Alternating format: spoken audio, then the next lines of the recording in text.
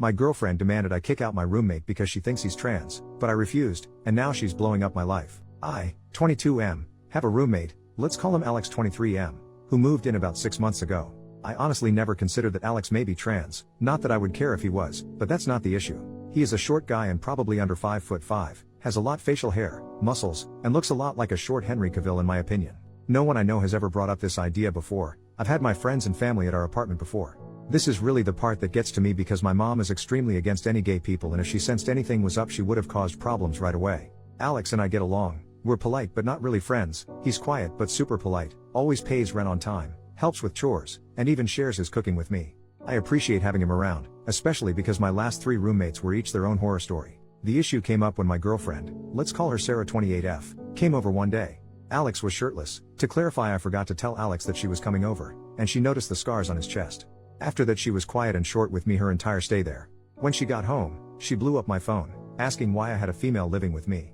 I was confused and asked what she was on about. She says that she knows that his scars are from top surgery and that he is short, so he has to be trans, and a born female. I tried to explain that even if Alex is trans or a born female that there is no way I'd be attracted to him because to any person who looked at him, you would see a freaking guy. Plus he's respectful and doesn't cause drama like my last roommates, which she knows about. Just to be clear, I honestly still have no idea if Alex is even trans. I googled it, and those scars could be from some other surgery, like heart surgery or gynecomastia. And I really don't have an argument for him being short, but there is a lot of short men. At first Sarah wanted me to just ask Alex if he was trans, which why the heck would I do that, or give her his last name so she can run a background check. I said no to both.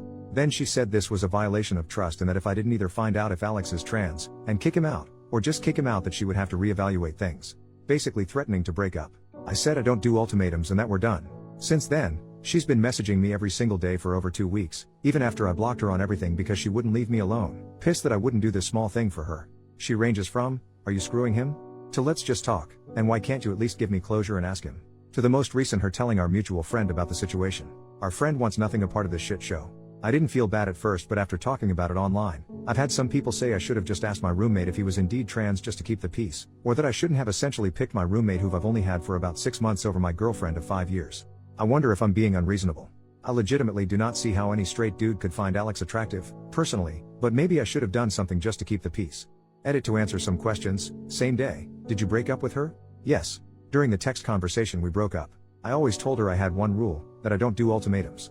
If she were to say choose so and so or me that I would leave. I put up with a lot of shit verbal and physical, but I don't put up with that kind of bull crap.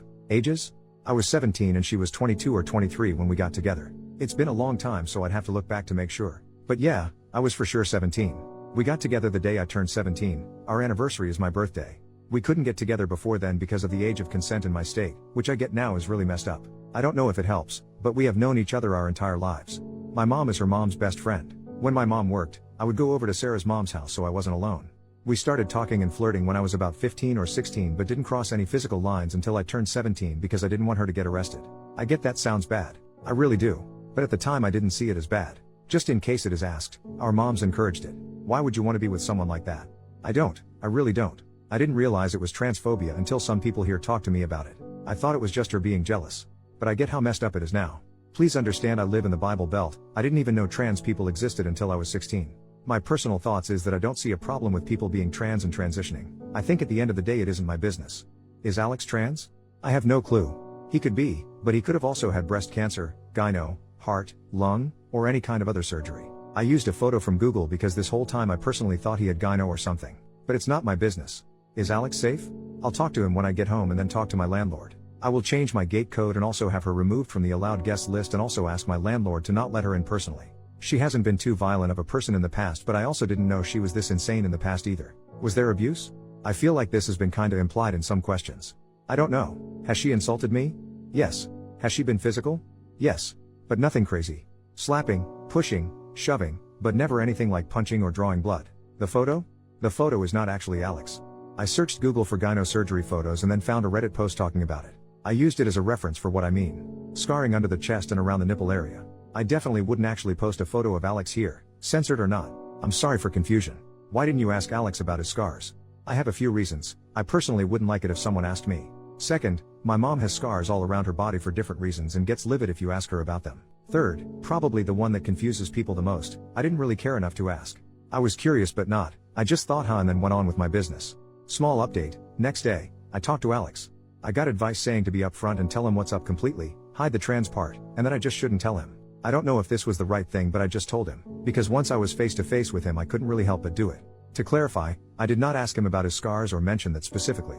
I said my ex-girlfriend was under the impression he was a trans person, made sure to say I didn't care if he was or wasn't, and that I broke things off, changed the gate codes, put her on the do not let in list, all that drama.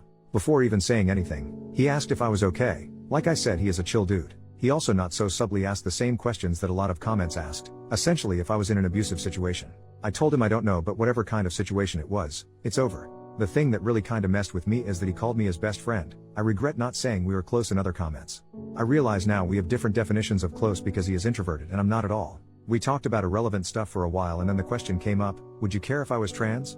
To summarize things, yes, Alex is trans mask. He had top surgery when he was 19 and has been on hormones since he was 18. He even has a tattoo with the date he started testosterone. While the idea that he could have been a dude with gyno, cancer, or something else is completely reasonable, it just happens that Alex is trans. And I don't care about that, Alex is Alex. I did show him the post and got permission to update things. I would not have otherwise. He is also roaming this post somewhere, but probably won't comment. Notes, Alex is going to help me out with finding some low-cost or pay scale therapy because he personally hasn't heard good things about the college's therapy services. Like everyone else has said, yes, it was abuse. I see that. I will also hold higher standards for myself in the future. Alex sent me the information for the therapist he sees and I'll contact them in the morning. The landlord knows there is a domestic incident and I trust him when it comes to making sure my ex doesn't show up. The do not allow list was made in mind for this reason. I am not ready to talk to my mom about this, but I hope with some therapy and time I will be. She knows something is going on, but she believes this is a break and not a breakup. Sorry if this sounds like rambling, it is. This has been a rough couple of weeks, my brain is fried and I'm tired. Keep in mind, I'm still a full-time student during this. I also have to keep my grades up for my grants, scholarships, government aid, etc. I do read all comments, even the not so good ones. I will try to respond more before I sleep tonight, but just know even if I don't reply, I have read it. I appreciate all the advice, kicks in the rear, and the sympathy. A side note, I have seen a lot of trans people comment on this post and I have had a few reach out to me in private. I am thankful for your comments as well. It has brought to my attention how tough things are out there because I honestly felt what I did was the bare minimum and not worthy of praise because it should just be expected. But I see that it is being praised for how low of a bar there is when it comes to human decency towards you, and I'm sorry for that and hope things get better. First official update, 2 days later, I talked to the therapist Alex recommended. Normally I would be on the wait list until January, but due to the situation the therapist referred me to one of his associates and I'll be seen as early as next week. I also was recommended to attend a domestic violence support group that gathers once a month. I was originally not going to go because the idea was uncomfortable as hell, but Alex said he'll go with me so at least I'll know someone there and we can leave if it's too weird for me. My mom is aware of the breakup, and she is not too happy. I did not mention the trans part. I said that Sarah was being controlling and I didn't want to put up with it anymore. Got the usual, that's a normal part of any relationship comments, but I stood my ground. My mom seems to be under the same delusion as Sarah that this is a small argument or something and we will get back together. But that is absolutely not happening. I don't really talk to Sarah's mom, so I don't know her thoughts on the matter. The landlord is aware of the situation and will not let Sarah in, should she try to show up. If you don't have the gate code, you have to go to the main office and the employee, landlord's son, will buzz the person in if they are on your accepted people list or call the tenant and ask if they aren't on the list. If the individual is on the do not let in list, especially if it involves a criminal matter, they will be asked to leave. If they don't leave, then it becomes trespassing. I know this sounds like a lot, but the security is why a lot of people live here. Notes after reading some comments, I am sorry for trivializing my abuse. It still feels weird to say abuse, but I do know that it is abuse. Slapping, pushing, and shoving is physical abuse, and if another person came up and told me their partner was doing that, I would call it abuse. It's not that I don't think women can be abusive, but as I said in one of the comments, I don't view it as abuse when it's towards me. This is probably due to being abused by my mom, which I'm going to get help for. For reference, when I mention my mom's abuse, it's why I'm low contact with her. The reason why I was extremely underweight as a kid is because she just straight up didn't feed me a lot of the time. CPS got called a lot, but never did anything. They also didn't take any claims by my teachers that I was being abused as creditable because there were no marks or bruises, which has warped my view on abuse. Going forward, if I date again, then I won't put up with any physical or verbal abuse. A couple of comments helped by saying that if I was confused on if it was wrong, to think about if it was another person going through it, which has been helpful in what I feel is right and wrong treatment towards me. After a lot of talking, it turns out Alex and I have been friends this whole time, but because I've never had an introvert friend before, I didn't exactly realize. Alex says he didn't want to annoy me by trying to chat with me all the time, which ironically is what I was feeling. Now we're going to hang out more and he is trying to get me to join the D&D game he is in. Thank you for reading my giant block of text. I'm grateful for all the comments, regardless if they are good or bad. I do read all of them. Second update, 7 weeks later. Hey everyone, I'm really sorry it's taken so long to update. I've been focusing on my mental health and keeping up with school, but overall, I'm doing better than I ever have. I've been going to therapy every week, it'll be every other week starting in January, attending a domestic violence support group every other week, playing D&D weekly, and I've made several new friends through the support group and D&D. Honestly, if it weren't for Alex, I'm not sure I'd have made it this far. He's driven me to therapy, gone to the support group with me even though he didn't need to, got me into D&D, and introduced me to his friends, who are now also my friends. As for Sarah, who I regret giving that fake name because one of my new friends has the same name, she's in jail. After my initial post, Sarah tried to show up at my apartment, but because she was on the do not let in list, she wasn't allowed in. Instead, she waited for another resident to open the gate, ducked behind their car, and tried to sneak in. She was caught immediately, and the landlord called the police to issue her a formal trespass notice. After that, I began the process of getting a PPO, personal protective order. A week later, Sarah was arrested on charges unrelated to my apartment. She was arrested for trespassing, after warning, resisting without violence, and disorderly conduct. She's currently in jail, awaiting her court date. It's likely not going to go well for her since she was already on probation for a second DWI/DUI, and one of the conditions of her probation was to not break the law. How do I know all this? A mutual friend posted it on his Snap story. More good news, my PPO was approved on Monday. It took too long in my opinion, but whatever, it's finally done.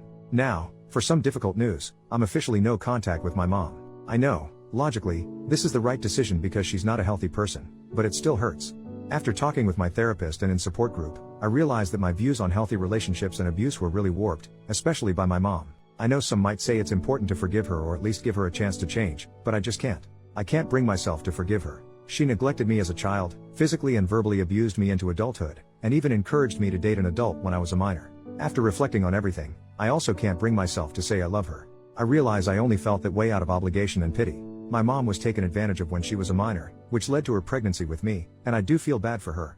But instead of seeking help, she chose not to. Now, I'm using her as a reverse moral compass. Whatever she did, I now try to do the opposite.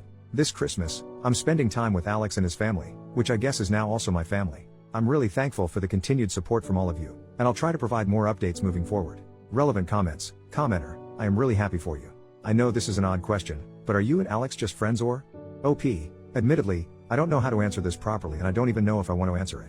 While almost all of the comments on the initial post were overwhelmingly positive, there were some negative comments who teased that I must like Alex or something. It also felt upsetting because it was implying that I only did the right thing because I must have had feelings or must have been screwing Alex. But on the other hand, I'm not ashamed of Alex and shouldn't let those negative comments control me. I'm just going to say it here, and if anyone says anything disrespectful then I just won't respond. Very recently, as of a few days ago, I am now dating Alex. At first, we joked around about us pretending to get together despite my ex, but then it became less of a joke. Sexuality-wise, I'm not sure where I'm at. I realize now I didn't exactly find my ex attractive romantically or intimately. I mistook platonic, almost familial love for something else, plus I was being pushed to date her from the start.